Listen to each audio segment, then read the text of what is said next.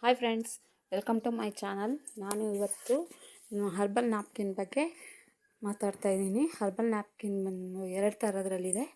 ಒಂದು bamboo napkin ಮತ್ತು onion napkin, ring onion napkin ಅಂತ.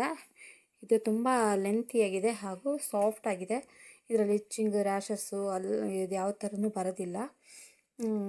ಮತ್ತು ಇರೆಗ್ಯುಲರ್ ಪೀರಿಯಡ್ಸು, ಅದೇ ಥರ ಗರ್ಭಕೋಶ ಸಮಸ್ಯೆಗಳ PCOD ಪ್ರಾಬ್ಲಮ್ ಇದೆಯಲ್ಲ, ಆ ಥರದ್ದು ಯಾವುದೂ ಬರೋದಿಲ್ಲ.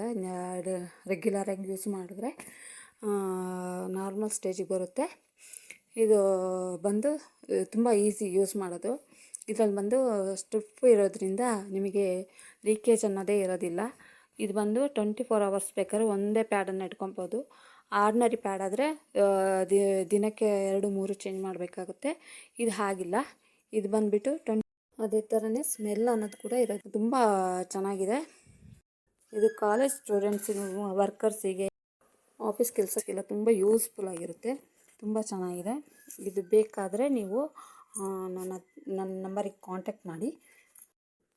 ಅದೇ ರೀತಿ ನಾನು ಆರ್ಗಾನಿಕ್ ಪ್ರಾಡಕ್ಟ್ಸ್ ಕೂಡ ಸೇಲ್ ಮಾಡ್ತಾಯಿದ್ದೀನಿ.